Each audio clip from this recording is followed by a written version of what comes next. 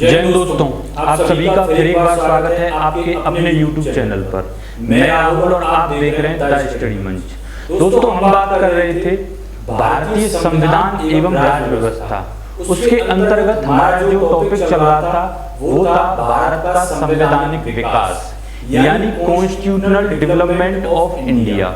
उसमें हमने कई सारे चार्टर एक्ट देखे। आज जो हमारा जो टॉपिक होगा वो है चार्टर एक्ट 1813 और चार्टर एक्ट 1833।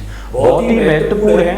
जैसे आपके एग्जाम है RO, ARO, UPSC assistant commandant और आपके जितने भी बड़े एग्जाम हैं जहां आपसे पॉलिटी के क्वेश्चन पूछे जाते हैं, उन सभी महत्वपूर्ण क्वेश्चनों को आज मैं आपके सामने पेश करने वाला हूं और आपको एक एक बिंदु को क्लियर कराते चलूंगा। तो देखते हैं दोस्तों कि किस तरीके के प्रश्न जो हैं चार्टर एक्ट 1813 और चार्टर एक्ट 1833 से पूछे जाते हैं। यहाँ पर देख लेते हैं, एक बार रिकॉल करने की कोशिश करते हैं कि पीछे जो प्रीवियस क्लास थी उसमें हमने क्या पढ़ा था। जिस स्टूडेंट ने जो पीछे वाली क्लास है वो नहीं ली है वो प्लेलिस्ट में जाकर देख सकता है। तो शुरुआत करते हैं। तो हमने क्या देखा था दोस्तों यहाँ पर कि दो संस्थाएं काम कर रही थी और दोनों संस्थाएं कहां पर थी? ब्रिटेन में थी। एक संस्था थी यहाँ पर COD, कोर्ट ऑफ डायरेक्टर, और दूसरी संस्था क्या थी यहाँ पर? BOC, इसको क्या बोलेंगे यहाँ पर? Board of control. तो ये हमने देखा था कि बोर्ड ऑफ कंट्रोल में कितने सदस्य हुआ करते थे? 6 सदस्य। और COD जो था उसमें कितने सदस्य थे? उसमें सदस्य थे आपके 24 सदस्य हुआ करते थे। अब ये जो COD है इसका काम क्या था? जितने भी भारत में जो कंपनी व्यापार कर रही थी, जितने भी व्यापारिक क्षेत्र के कार्य थे उनको कौन देख रहा था भारत में? COD, यानी निदेशक मंडल, जिसे हम कह रहे हैं कोर्ट ऑफ डायरेक्टर। और ये किसके ऊपर अपना नियंत्रण बनाए रखती थी? ये कंपनी के ऊपर अपना नियंत्रण रखती थी। जैसे इन दोनों के नीचे क्या हुआ करती थी? यहाँ पर कंपनी हुआ करती थी। और कंपनी यानी कंपनी की 3 प्रेसिडेंसियां थी। पहली थी बंगाल प्रेसिडेंसी, दूसरी मद्रास प्रेसिडेंसी और तीसरी आपकी बंबई प्रेसिडेंसी। अब यहाँ पर जब व्यापारिक कार्य देखने होते थे तो COD अपना नियंत्रण जो है बनाए रखता था वो किसके ऊपर? कंपनी के ऊपर। यदि राजनीतिक क्षेत्रों की बात करें, राजनीतिक कार्यों की बात करें तो उनको कौन देख रहा था अब भारत में? BOC। अब ये जो COD है और BOC, ये दोनों संस्थाएं, दोनों बॉडी कहां पर स्थित हैं? ब्रिटेन में। ये बात हमने प्रीवियस क्लास में कर चुके हैं।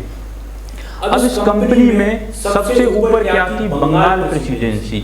उसके अधीन 2 प्रेसिडेंसियां रखी गई थी, एक थी बंबई और दूसरी थी मद्रास प्रेसिडेंसी।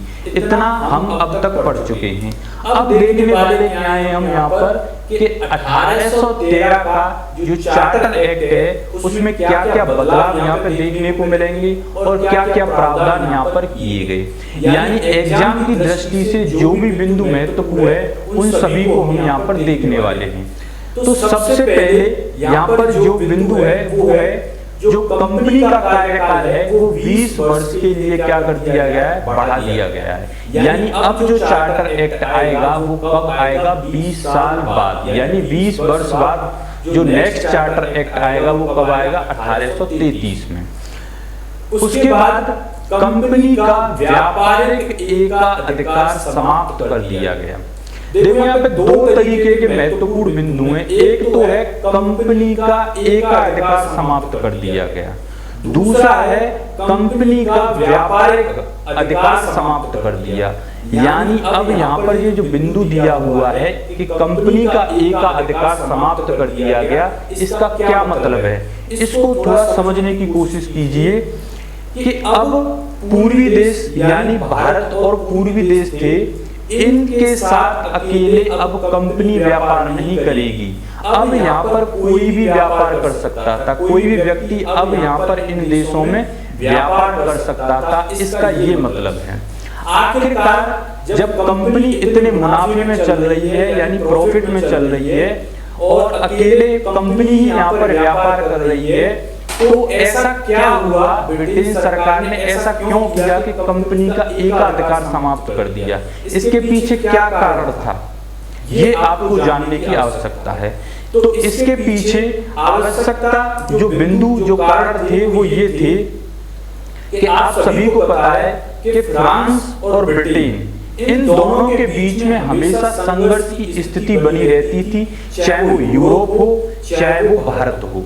भारत में आपने देखे थे, अगर इतिहास की दृष्टि से आप यहाँ देखते हो तो आपने क्या देखा कि फ्रांस और ब्रिटेन के बीच में कर्नाटक युद्ध होते हैं। जो कर्नाटक वार होते हैं वो फ्रांस और ब्रिटेन के बीच में होते हैं, यानी इनमें हमेशा जो है विवाद की और संघर्ष की और द्वंद्व की स्थिति दोनों आमने सामने बनी रहती थी, क्योंकि ब्रिटेन अपना वर्चस्व जो है वो हर जगह जमाना चाहता था, और दूसरी तरफ जो फ्रांस भी क्या था, एक व्यापारिक कंपनी यहाँ पर फ्रांस ने भेजी थी, वो भी व्यापार करने के लिए यहाँ पर आए थे।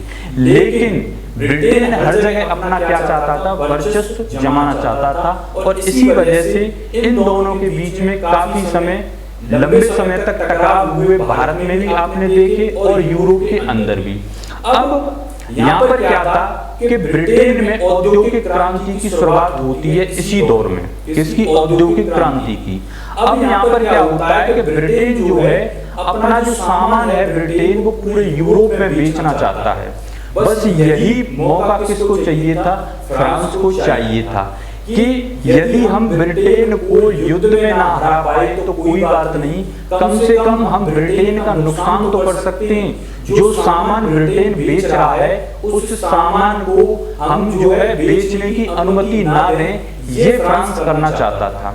तो फिर फ्रांस के अंदर एक व्यक्ति थे जिनका नाम आप सभी ने सुना होगा, नेपोलियन बोनापार्टे। तो नेपोलियन बोनापार्टे ने एक प्रणाली की शुरुआत यहाँ पर की जिसको कहा गया कॉन्टिनेंटल सिस्टम। क्या कहा गया, कॉन्टिनेंटल सिस्टम, या इसी को हम कह सकते हैं महाद्वीपीय प्रणाली। ये किसने शुरुआत की, नेपोलियन ने। कहां पर, फ्रांस में। अब इस प्रणाली के तहत इन्होंने ये योजना बनाई कि जितने भी यूरोप के देश हैं उनके साथ इन्होंने क्या बनाया, एक अलायंस बनाया, यानी एक गुट बनाया कि कई सारे देशों के साथ ऐसा गुट बनाया कि ये जो है ब्रिटेन का जो सामान है उन सभी का ये क्या करें, विरोध करें। यानी जो ब्रिटेन सामान बेच रहा है यूरोप के देशों में, उस सामान का हम क्या करें, बहिष्कार करें। और जब पूरे यूरोप में कई सारे जो देश हैं फ्रांस के साथ हो गए इस योजना में, तो ब्रिटेन को काफी भारी नुकसान यहाँ देखने को मिलता है। यानी कंपनी को बहुत सारा यहाँ पर क्या होता है, लॉस होता है। यानी हम कह सकते हैं यहाँ पर बहुत बड़ा कंपनी का घाटा होता है। तब ये बात किसको पता चलती है, ब्रिटेन सरकार को। तो ब्रिटेन सरकार जो है फ्रांस और यूरोप के लिए भारत के साथ व्यापार के सभी दरवाजे खोल देती है। यानी अब वो क्या करती है, जब उसको लगा कि जब संसद पे दबाव ये बना के कंपनी घाटे में जा रही है, कंपनी जब घाटे में जा रही है, तो ब्रिटेन सरकार ने ये घोषणा कर दी कि कंपनी को जो है अब एकाधिकार उसका क्या कर दिया जाएगा, समाप्त कर दिया जाएगा। यानी अब ब्रिटेन और यूरोप के जितने भी कंट्री थे, फ्रांस और उसके आसपास जो पुर्तगाल वगैरह जो भी देश हैं, वो सभी अब भारत में जाकर क्या कर सकते हैं, व्यापार कर सकते हैं। तो इस तरीके से इस बिंदु का जो मुख्य कारण था वो ये था। अब आगे चलते हैं, जो इसमें दिया हुआ है चीन के साथ व्यापार और चाय पर एकाधिकार बना रहेगा। ये जो बिंदु है ये आपको देखने को मिलता है इतिहास में, लेकिन यहाँ पर थोड़ा समझने की कोशिश कीजिए कि चीन के साथ जो व्यापार है कंपनी का, दूसरा चाय के साथ जो व्यापार है, इस पर एकाधिकार अभी भी कंपनी का बना रहेगा। यानी कहने का मतलब ये है कि इन दोनों क्षेत्रों में जो कंपनी है वो अकेले ही व्यापार करेगी, बाकी जितने भी क्षेत्र हैं वह कोई भी जाकर अब व्यापार कर सकता था। तो ये दो महत्वपूर्ण बिंदु आपने देखे। उसके बाद यहाँ पे अगला जो पॉइंट है वो कई बार जो है एग्जाम में पूछ लिया गया है। जैसे आपके बड़े एग्जाम होते हैं, एसएससी है, बैंक है, और जहाँ भी आपसे जीके यानी जीएस पूछी जाती है, वहाँ इस क्वेश्चन को 20 बार अब तक पूछ लिया गया है। यहाँ पर यह है कि जो ईसाई मिशनरियाँ थी उनको अब धर्म प्रचार करने की अनुमति मिल चुकी थी, यानी इस एक्ट के माध्यम से जो ईसाई थे अब वो धर्म प्रचार कर सकते थे, अपना धर्म का प्रचार या प्रसार यहाँ पर आकर कर सकते थे। क्या इससे पहले ईसाई भारत में नहीं आते थे? बिल्कुल आते थे, लेकिन अब क्या है, एक लिखित रूप में इस एक्ट के माध्यम से ये बोल दिया गया है कि अब जो ईसाई मिशनरियां हैं यानी जो ईसाई हैं अपने भारत में आकर शैक्षणिक संस्थान खोल सकते हैं, अपने कॉलेजेस खोल सकते हैं, स्कूल विद्यालय खोल सकते हैं, कई सारे संगठनों में जाकर उसका प्रचार प्रसार कर सकते हैं, हॉस्पिटलों में प्रचार प्रसार कर सकते हैं। और इसी वजह से कलकत्ता में पहले चर्च की स्थापना की जाती है इसी एक्ट के माध्यम से। तो ये हमने देखा। उसके बाद यहाँ पर एक और महत्वपूर्ण बात यह है कि हमने देखा एक थी बंगाल प्रेसिडेंसी, उसके नीचे 2 अन्य प्रेसिडेंसियां थी, एक बम्बई प्रेसिडेंसी और दूसरी कौन सी थी आपका मद्रास प्रेसिडेंसी। यानी इन दोनों प्रेसिडेंसियों को बोला जाता था प्रांत, उस समय क्या बोला जाता था? प्रांत। और इनमें एक एक गवर्नर होता था दोनों में। अब यहाँ पर क्या हुआ कि जो प्रांतीय गवर्नर थे अब जो भी ये विधि बनाएंगे, यानी ये अपने क्षेत्रों के लिए जो विधि बनाएंगे, बम्बई और मद्रास के लिए जो विधि बनाएंगे, अब उस विधि को बनाने के बाद इनको जो भी विधि इन्होंने बनाई उसको अनुमोदित करना अनिवार्य कर दिया गया। कहाँ पर? ब्रिटेन में। अब ये जो भी विधि बनाएंगे उस विधि को ये ब्रिटेन में भेजेंगे। ब्रिटेन सरकार वहां पर मोहर लगा के अगर देती है कि आप इस विधि को लागू कर सकते हो, तो ही ये प्रांतीय गवर्नर क्या होंगे, तो ही इनकी विधि जो है वो मान्य की जाएगी। इस बिंदु का ये मतलब यहाँ पर होता है। अगला है सम्राट की अनुमति से ही गवर्नर जनरल, प्रांतीय गवर्नर और सेना प्रधान यानी सेना प्रमुख की नियुक्ति की जाएगी।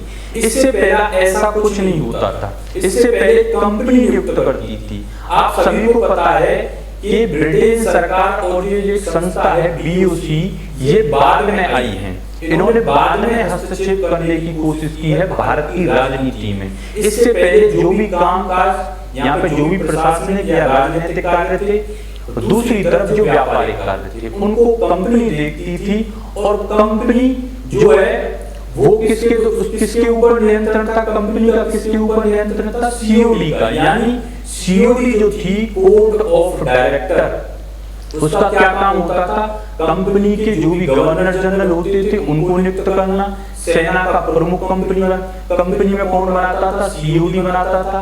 और जितने भी यहाँ पे निम्न स्तर के जो कर्मचारी थे उन सभी की नियुक्ति भी कौन करता था? सीओडी करता था। क्योंकि कंपनी जो है वो किसके द्वारा बनाई गई थी? वो कोर्ट ऑफ डायरेक्टर के द्वारा बनाई गई थी, न कि ब्रिटेन सरकार के द्वारा। लेकिन ब्रिटेन सरकार अब क्या करना चाहती है? यहाँ पर उसने इतना हस्तक्षेप कर दिया है इस कंपनी के अंदर। अब यहाँ पर ब्रिटेन सरकार ही यहाँ पर क्या करेगी? गवर्नर जनरल की नियुक्ति करेगी, प्रांतीय गवर्नरों की नियुक्ति करेगी, और सेना का जो प्रमुख है उसकी भी नियुक्ति कौन करेगा? ब्रिटेन सरकार यानी सम्राट करेगा। अब यहाँ पर सीओडी नहीं कर पाएगी। अब यहाँ से थोड़ा अगर आगे की तरफ हम देखेंगे, ये तो इसने ब्रिटेन सरकार ने अपने हाथ में ले लिया। इससे आगे ये हस्तक्षेप करने की कोशिश करेंगे। जो निम्न स्तर के जो अधिकारी हैं, जो कर्मचारी हैं, उनमें भी ब्रिटेन सरकार क्या करने की कोशिश करेगी? अब हस्तक्षेप करने की कोशिश करेगी।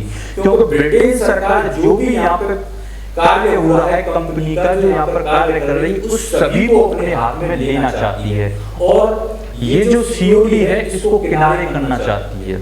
अब यहाँ पर ये हमने देखा। उसके बाद यहाँ पर देखते हैं कि जो महत्वपूर्ण बात है वो क्या है कि 1 लाख रुपए प्रति वर्ष शिक्षा पर खर्च किए जाएंगे। इसमें भी क्या था? अंग्रेजों का अपना खुद का लाभ था।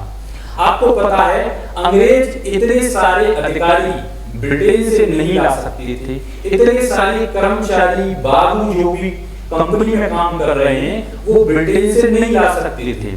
अब उन्होंने क्या दिमाग लगाया कि शिक्षा पर हम 1 लाख रुपए खर्च करते हैं, किसके ऊपर? भारतीयों के ऊपर, और उनको ही पढ़ा लिखा कर हम कंपनी में क्या देंगे? जॉब यानी नौकरी देंगे, और उनको ही नौकरी यहाँ पर नीचे स्तर यानी निम्न स्तर पर जो कर्मचारी थे उनमें वो भारतीयों को ही रखना चाहते थे, क्योंकि वो इतने सारे लोग ब्रिटेन से यहाँ पर नहीं ला सकते थे। तो ये भी उनका एक अपना लाभ था, इस वजह से उन्होंने 1 लाख रुपए शिक्षा पर खर्च करने के लिए इस एक्ट में बोला। तो यहाँ पर 3 बातें हमने देखी कि सबसे पहला व्यापार का एकाधिकार समाप्त कर दिया, दूसरी बात यहाँ पर ईसाई मिशनरियां जो थी उनका आगमन होता है, तीसरा बिंदु यहाँ पर दोस्तों क्या था? 1 लाख रुपए शिक्षा पर खर्च थे। ये तीनों पॉइंटों से कई बार जो क्वेश्चन है आपके एग्जाम में पूछ लिए गए हैं और बहुत ही ज्यादा ये महत्वपूर्ण है। उसके बाद यहाँ पर ये बुकों में आपको देखने को नहीं मिलेगा जो बिंदु है, भारतीय साहित्य और विज्ञान के प्रसार के लिए भी यहाँ पर फंड देने के लिए बात कही गई। यानी जो आपकी कई सारी बुक हैं, अगर आप देखोगे तो ये बिंदु आपको कई बुकों में देखने को नहीं मिलेगा, लेकिन ये भी बात बोली गई इस चार्टर एक्ट में कि जो साहित्य है, दूसरा आपका विज्ञान है, उसके प्रचार प्रसार के लिए भी फंड दिया जाएगा, लेकिन फंड की यहाँ पर राशि तय नहीं की गई। ये भी आपको बिंदु यहाँ पर याद रखना है। आगे हम देखते हैं, स्थानीय निकायों को कर लगाने का अधिकार दे दिया गया।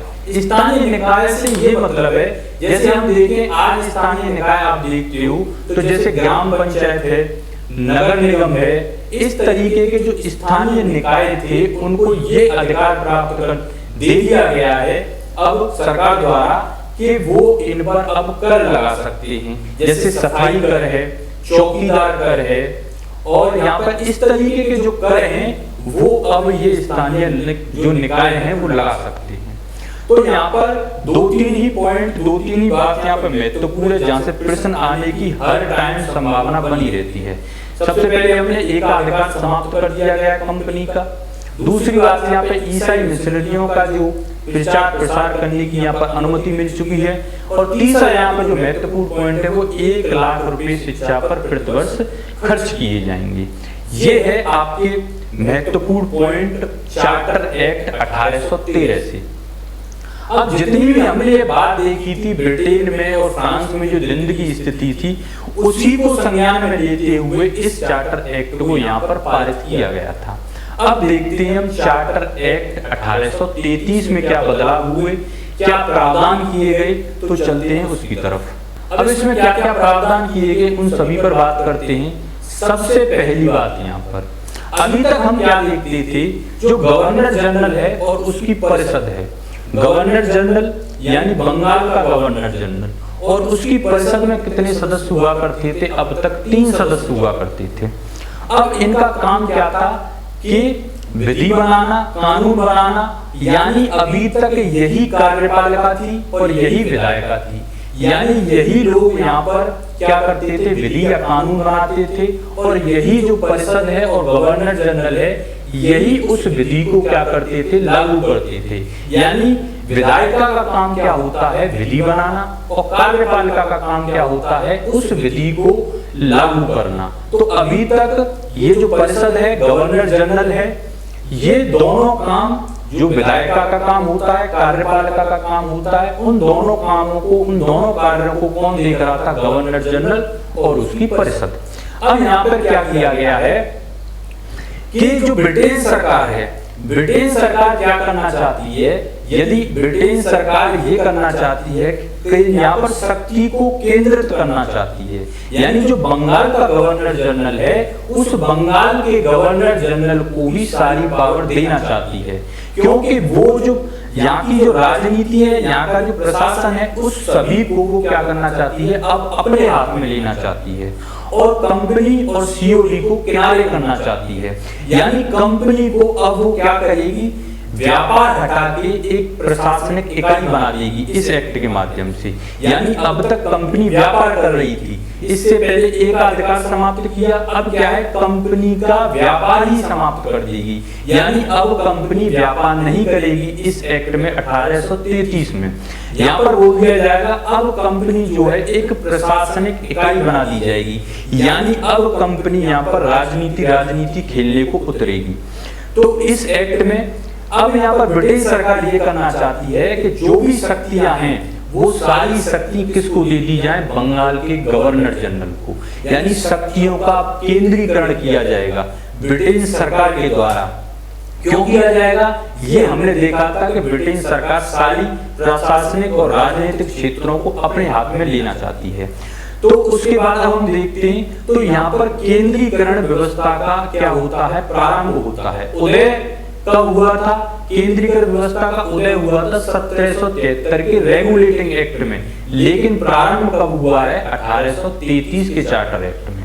दोनों में अंतर समझने की कोशिश करें, जब भी प्रश्न करें उसको एक दो बार पढ़ें तब उसका आंसर दें। फिर उसके बाद अब यहाँ पर केंद्रीकरण कैसे कर दिया गया, केंद्रीकरण ऐसे कर दिया गया कि आज जो बंगाल का गवर्नर जनरल है अब उसको क्या कहा जाने लगा, भारत का गवर्नर जनरल। यानी अभी तक जो बंगाल का गवर्नर जनरल है अब उसको भारत का गवर्नर जनरल बोला जाएगा। तो इसका अब क्या कर दिया गया, केंद्रीकरण कर दिया गया है। यानी अब जो बंगाल का गवर्नर जनरल है वो पूरे भारत के लिए विधि बनाएगा। अब तक वो कुछ ही क्षेत्र में विधि बनाता था, लेकिन अब वो पूरे भारत के लिए क्या बनाएगा, विधि कानून। अब कौन बनाएगा, गवर्नर जनरल और उसकी परिषद।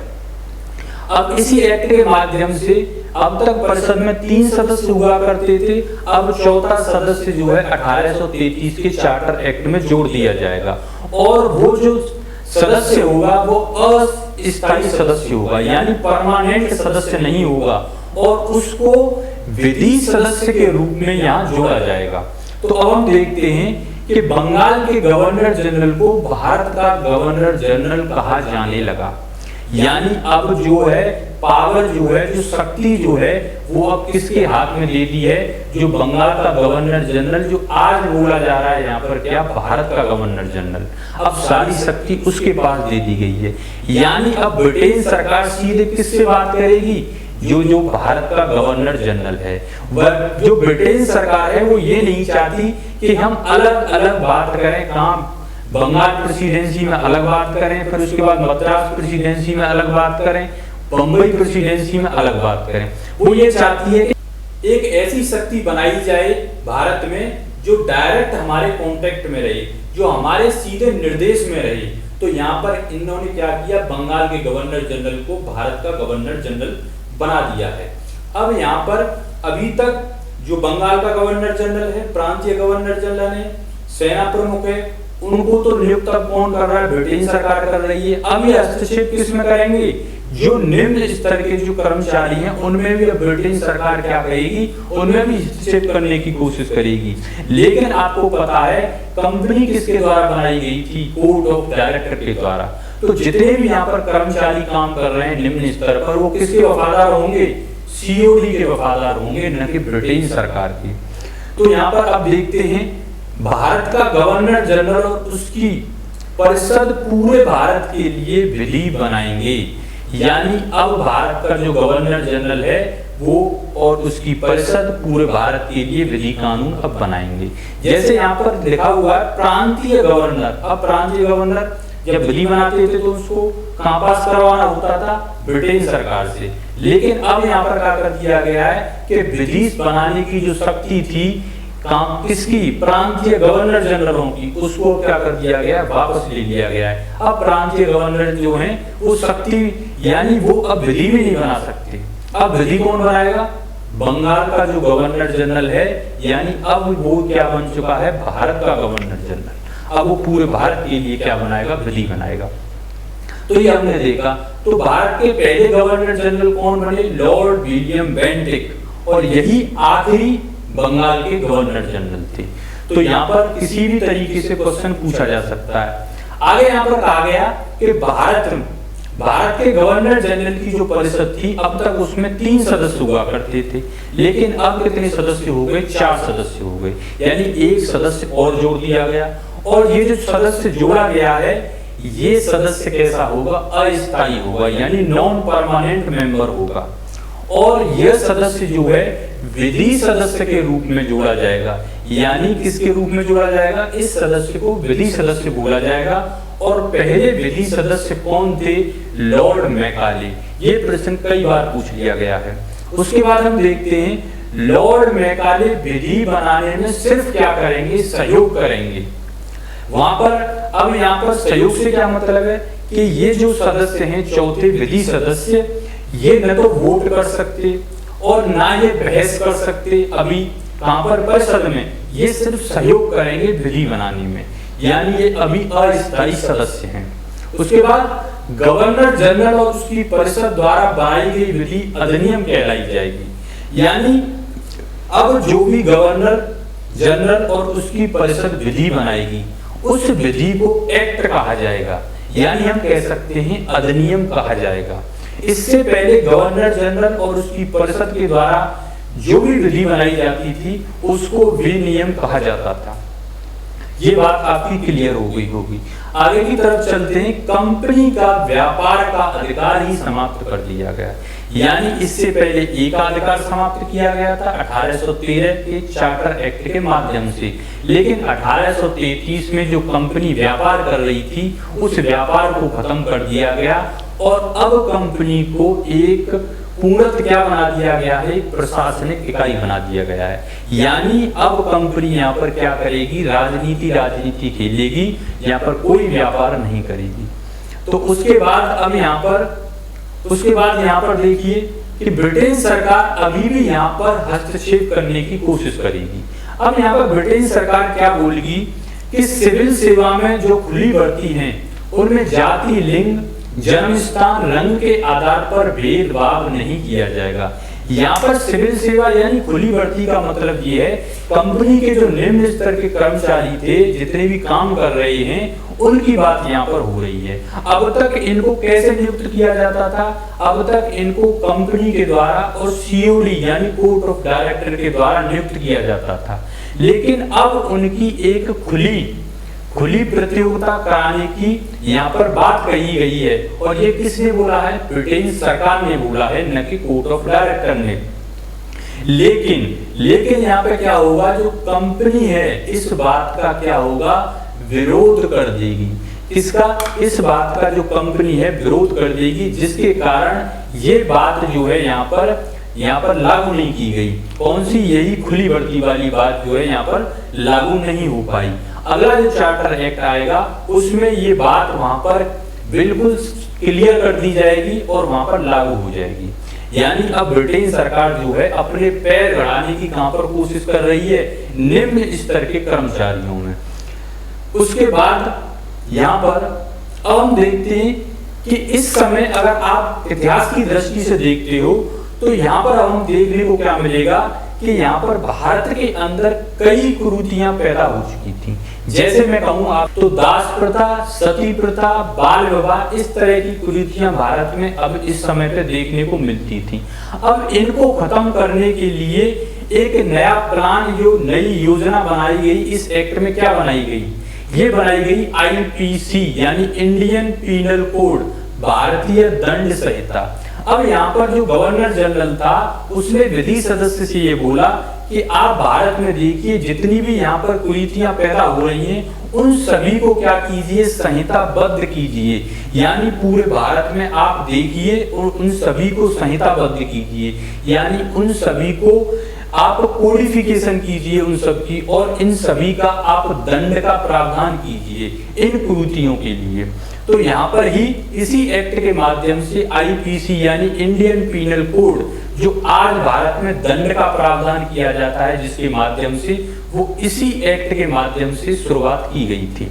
तो यहाँ पर सबसे पहले हम देखते हैं कि दास प्रथा को समाप्त किया गया, यानी इसी एक्ट के माध्यम से दास प्रथा का अंत किया गया।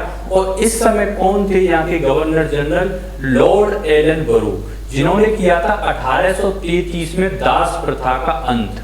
नियम 5 के तहत दास प्रथा का अंत कर दिया गया था लॉर्ड एलन बरो के द्वारा। तो यहाँ पर अब एक विधि आयोग का गठन का प्रावधान किया गया।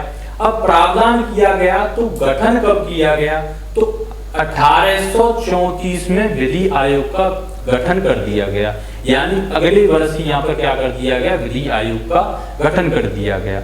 अब यहाँ पर दंडों के कानून को संहिताबद्ध किया जाए, ये मैं आपको ऑलरेडी बता चुका हूँ। यानी जितनी भी यहाँ पर दास प्रथा, बाल विवाह, सती प्रथा, इस तरीके के यहाँ पर जो कार्य चल रहे हैं भारत के अंदर आपको देखने को मिलते हैं, इन सभी के लिए एक दंड का प्रावधान किया जाए और इन सभी को समाप्त किया जाए।